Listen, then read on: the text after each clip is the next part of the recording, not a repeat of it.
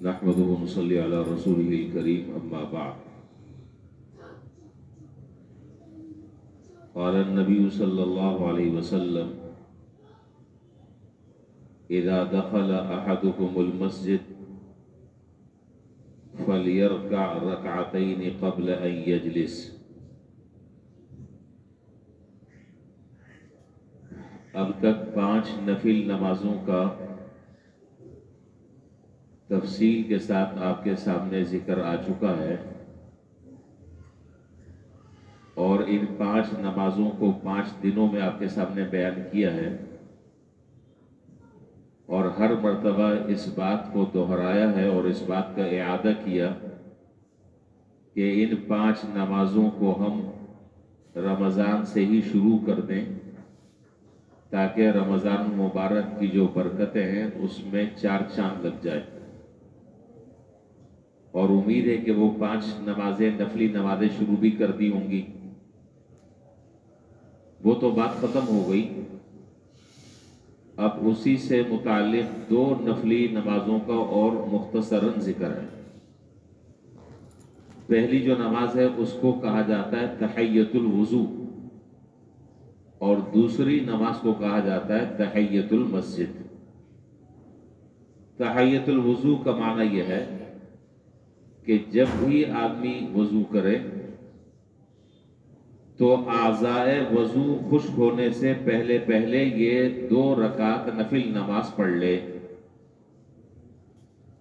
اور اس سلسلے میں حضرت بلال رضی اللہ تعالیٰ عنہ کا وہ واقعہ آپ کو معلوم ہوگا،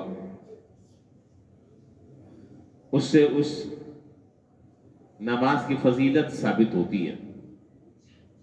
کہ جب بھی آدمی وضو کرے تو اس بات کا اہتمام کر لے کہ اگر مکروہ وقت نہ ہو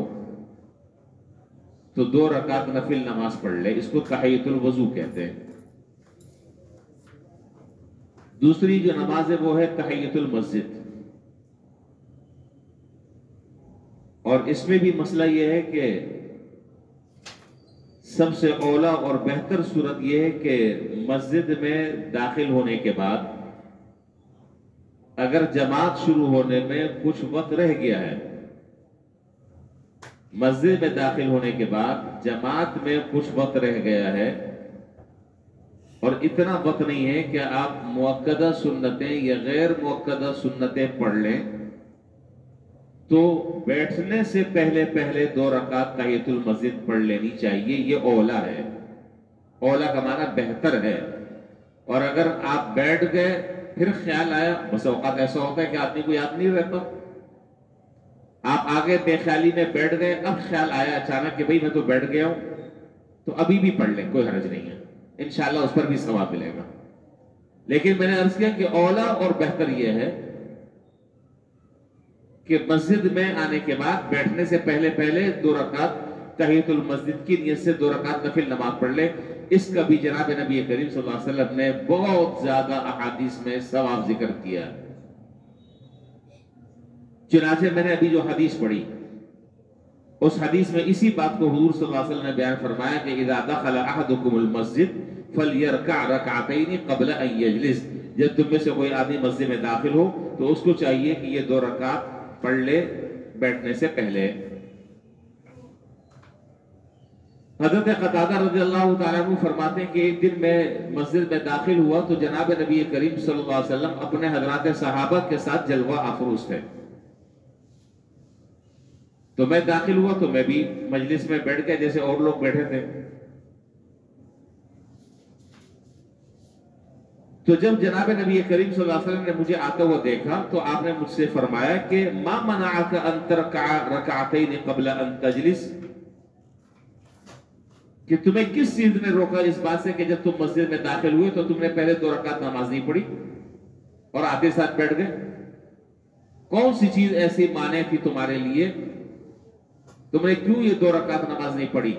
پھر آپ نے فرمایا کہ فَإِذَا دَخَلَ أَحَدُكُمُ الْمَجْلِسِ مسجد فَلَا يَجْلِسْ حَتَّى يَرْكَعَ رَكَعَتَيْنِ، آپ نے فرمایا کہ جب تم میں سے کوئی آدمی مسجد میں داخل ہو تو اس کو چاہیے کہ نہ بیٹھے یہاں تک کہ 2 رکعت نفل نماز پڑھ لے۔ یہ چھوٹے چھوٹے وہ اعمال ہیں جس میں مشقت بالکل نہیں ہے اور ثواب اور اجر بے تحاشا۔ ہم بڑے بڑے کام تو کر نہیں سکتے۔ شیطان جو ہے وہ بڑا شیطان ہے، شیطان بڑا شیطان ہے، وہ ہمیں یہی کہہ کر چھوٹی چھوٹی نیکیاں ہمارے ہاتھ سے گوا دیتا ہے کہ یہ چھوٹے چھوٹے کام کر لینے سے تم کون سے بڑے حاجی اور نمازی ہو جاؤ گے، بڑا کام کرنا کوئی بڑا کام، اور وہ بڑے کام کرنے کی نوبت ہی نہیں آتی۔ نتیجہ یہ نکلتا ہے کہ وہ چھوٹے کام بھی ہاتھ سے رہ جاتے ہیں۔ اس لیے اللہ تعالیٰ توفیق دے، جو باتیں سن رہے ہیں ہم اس کو ہم عملی زندگی میں لے کر آ جائیں فوراً۔ انشاءاللہ یہ چھوٹے چھوٹے کام ہی بڑے کاموں تک کے پہنچائیں گے۔ یہ چھوٹے چھوٹے کام یہ پہلی سیڑھی ہے، یہاں پر چڑھیں گے تو انشاءاللہ اوپر تک چڑھ جائیں گے، اور آدمی یہیں سے نہ چڑھے پھر کہتے چڑھیں گے۔ اچھا جی، اب 2-3 مسئلے ذرا سے اس سے متعلق سمجھ لیں، پھر میں انشاءاللہ بات ختم کر رہا ہوں۔ ایک تو بات میں نے یہ عرض کی کہ یہ تحیۃ المسجد مسجد میں بیٹھنے سے پہلے پڑھ لینا اولا ہے، اور اگر اس کے بعد آدمی بیٹھنے کے بعد پڑھ لیتا ہے تو کوئی بات نہیں، پڑھ لینی چاہیے، ثواب ملے گا انشاءاللہ۔ البتہ مکروہ وقت کا خیال رکھنا چاہیے، اس مکروہ وقت میں کوئی نماز نہیں ہوتی۔ اسی طریقے سے اہم مسئلہ ہے، شاید بعض لوگوں کے علم میں نہ ہو، یہ تمام نمازوں کا مسئلہ ہے۔ فجر کی نماز میں فجر کی سنت اور فرض نماز کے درمیان کوئی نفل نماز نہیں ہے۔ فجر کی 2 رکعت سنت مؤکدہ اور فرض کے درمیان کوئی دوسری نفل نماز نہیں ہے، اور جب ہم انشاءاللہ فجر کی سنتیں پڑھتے ہیں تو اگر ہم اس میں نیت کر لیں تحیۃ المسجد کی، تو اس فجر کی سنتوں میں ہمارے نیت کرنے سے بھی اللہ تعالیٰ ہمیں ثواب دے دیں گے بغیر پڑھے، تو فجر میں نہیں پڑھنی چاہیے۔ دوسری اور آخری بات، تحیۃ المسجد در حقیقت یہ مسجد کی تعظیم ہے، یہ مسجد کا حق ہے، یہ اللہ تعالیٰ کا مقدس گھر ہے، اس گھر کے کچھ آداب ہیں، اس گھر کے کچھ تقاضے ہیں۔ جب آدمی مسجد میں آ رہا ہے اور اللہ کے گھر کا حق ادا کر رہا ہے اور مسجد کی تعظیم میں وہ 2 رکعت نماز تحیۃ المسجد پڑھ رہا ہے، تو ایک چیز کا اور خیال ہمیں رکھ لینا چاہیے کہ جہاں پر مسجد کی تعظیم ضروری ہے وہاں مسجد کی تطہیر بھی ضروری ہے،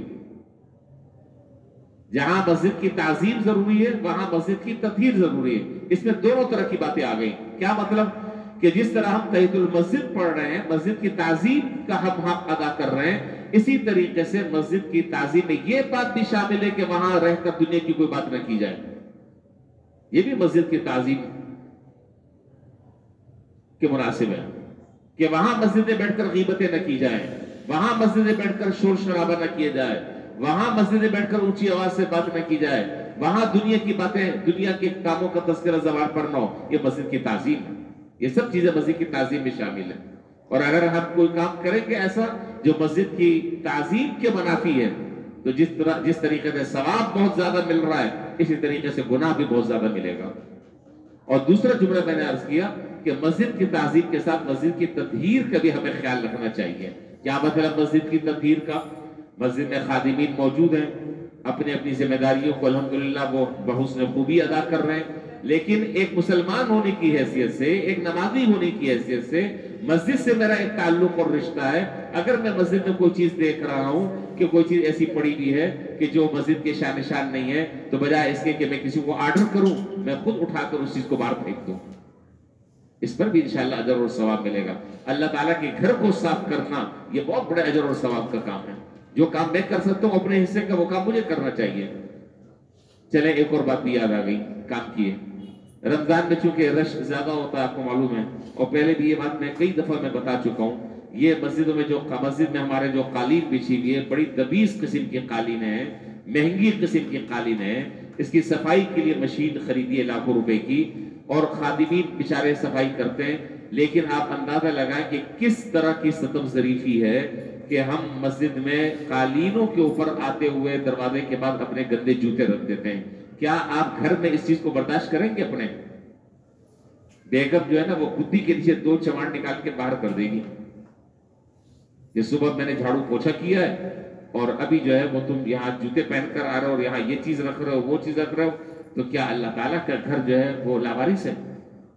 تو کم سے کم اگر باہر جگہ نہیں ملتی، باہر ظاہر ہے کہ ریٹ چھوٹے سے ہیں، نمازی ماشاءاللہ بہت زیادہ ہیں، اللہ تعالیٰ اور مسجد میں نمازی پڑھا دیں اور مسجد کی رونقوں میں اضافہ ہو جائے، تو اگر جگہ نہیں ملتی تو ایک کام ہم اور کر سکتے ہیں، شاپر لے لیں، جیب میں لے کر آ جائیں، شاپر لے کر آ جائیں، اس کے اندر اپنی چپلیں ڈالیں، گرہ لگائیں، آپ مسجد کے اندر قالین پر باہر رکھ سکتے ہیں، کوئی حرج نہیں ہے۔ مسجد کی قالینیں تو صاف ستھری رہیں گے نا، اس میں وہ باہر کی جو مٹی ہے، گند ہے، غلاظت ہے، وہ تو قالین پر نہیں گرے گی۔ کم سے کم اس کا ہم اہتمام کر لیں کہ ہم اگر مسجد کو صاف کرنے میں اپنا کردار ادا نہیں کر سکتے تو کم از کم مسجد کو گندگی سے آلودہ بھی نہ کریں۔ اللہ تعالیٰ ہمیں مسجد کی تعظیم کرنے کی بھی توفیق عطا فرمائے، اور مسجد کی تطہیر میں بھی اللہ تعالیٰ ہمیں اپنا حصہ ملانے کی توفیق